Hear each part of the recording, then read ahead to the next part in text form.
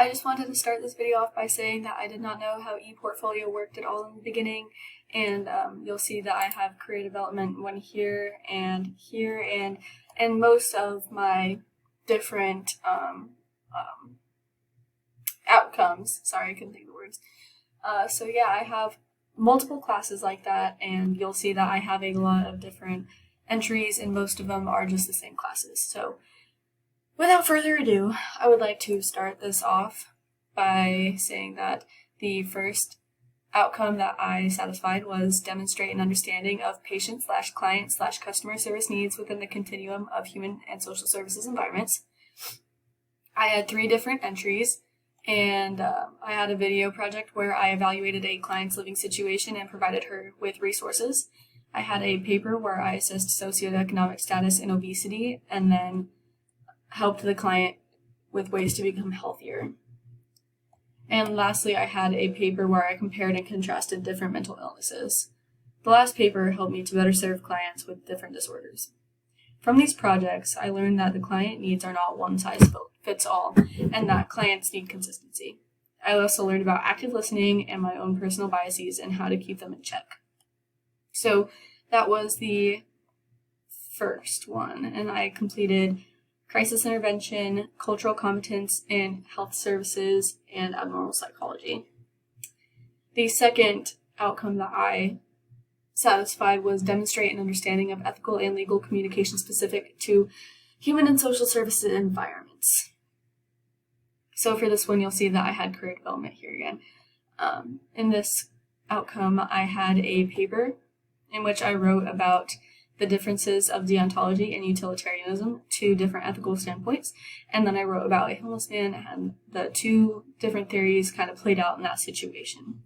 From this project, I learned that ethical and legal issues permeate throughout human and social services environments. I now know that some of the legal jargon is a lot easier than I thought it was at one point, and I know how to use it in the workplace. So that's the second outcome. The third outcome, you'll see career development again. So for this one, I wrote a business letter to my supervisor explaining why I was upset about a certain situation. Now I know how to properly format a business letter and how to effectively get my point across to my supervisors. So that was that one.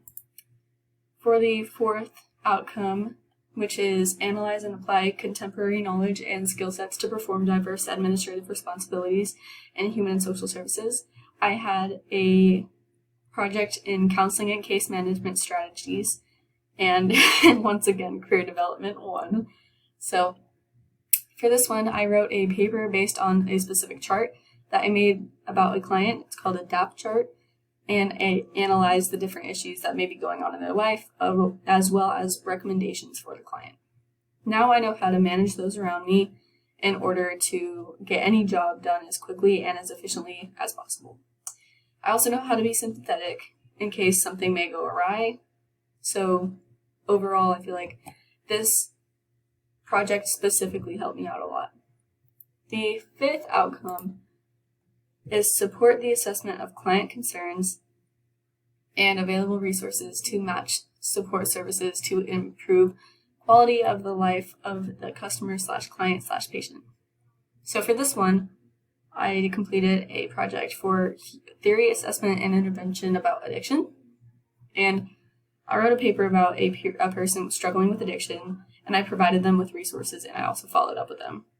I now know about so many different programs, including government-funded programs that are designed to be helpful to those in need. Let's see. Number 6. Utilize appropriate technology, and resources to locate and evaluate information needed to accomplish a goal, and then communicate findings in a visual, written, and/or oral format. So for this one, I completed a project in English, philosophy, computing skills, cultural competence, abnormal psychology, sociology, career development again. This one, you pretty much finished in every single class, so it was not surprising when I saw 11 different entries. So I had a paper in which I utilized the school's e-library. I had a 6-page paper and a PowerPoint with a voiceover. I had a PowerPoint and voiceover based off of Microsoft 365's benefits and disadvantages. And I had 3 more PowerPoints. And from all of these, I feel like my research skills have become refined, as well as my ability to use Microsoft's 365. And I think that I can use these skills in the workplace, and that I'll be a more valuable part of the work team, and I'll be able to get things done easier because of this project. So that's the 6th one. The 7th one is transfer knowledge, skills, and behavior acquired through formal and informal learning and life experiences to new situations. So I feel like this outcome is important not only in school, but in life, really. I feel like you should always be able to transfer knowledge from different parts of your life into, others. So I had a philosophy project, a computing skills project, a cultural competence project, principles of sociology, career development again. And for this one, I wrote a paper based off of the different learning types and how to transfer that information into the workplace. I wrote a paper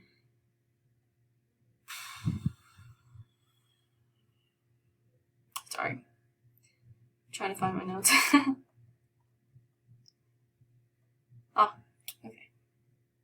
I wrote a paper on how to transfer specific ethical skills into the workplace environment. I had a discussion about cultural competence where I learned from my peers as well as from lectures. I had a discussion about sociology where I learned how people from other cultures live. Now, I feel like I'm able to take something that I learned from an everyday situation and turn that into an experience that I can rely upon at work. I've also learned many things this way, and I plan on using it for the rest of my life, really. So that's 7.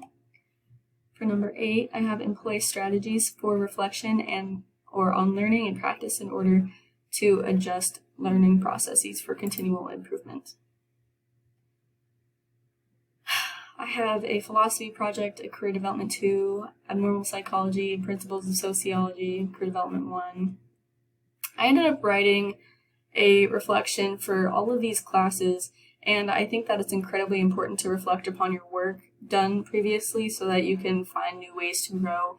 I know that all of my teachers, they critiqued my work, and I was able to reflect upon that and take their information and opinions into account so that I could always become a better student. And I think that translates really well into the workplace because you should always be open to learning new ideas. For number 9, follow established methods of inquiry and mathematical reasoning to form conclusions and make decisions. So this one, I don't know why I have all of these in there. It was really just my college mathematics class. In that project, I took a hypothesis and I used the scientific method to conclude my reasoning. So I made a PowerPoint and that I made calculations in that PowerPoint, and it helped me to come up with a conclusion. And now I feel like I really know that the numbers don't lie and that it's important to look up statistics on a situation before making a final decision. And I think that this will help me continue my in continuing my education and to become a knowledgeable worker. Lastly, I have number 10, participate in social, academic, and professional communities for individual growth and to function as a citizen of a multicultural world. And this had to do with most of my classes because I'm a human and social services major. It's always important to be culturally competent. So I wrote a paper for ethics where I studied how culture affects homeless rates. I also participated in several discussions in family and theory services where culture was discussed, especially on the topic of parenting. And I also learned that culture affects how some mental illnesses are perceived in abnormal psychology. I feel like I am now culturally competent and I feel less intimidated by the world around me. So this will make me a good coworker because I won't be afraid to ask questions or try to learn more about another person's culture, but I'll know how to be respectful and aware of my own personal biases. So this project and family theory and services and abnormal psychology really helped me a lot. Overall, I feel like I learned a lot.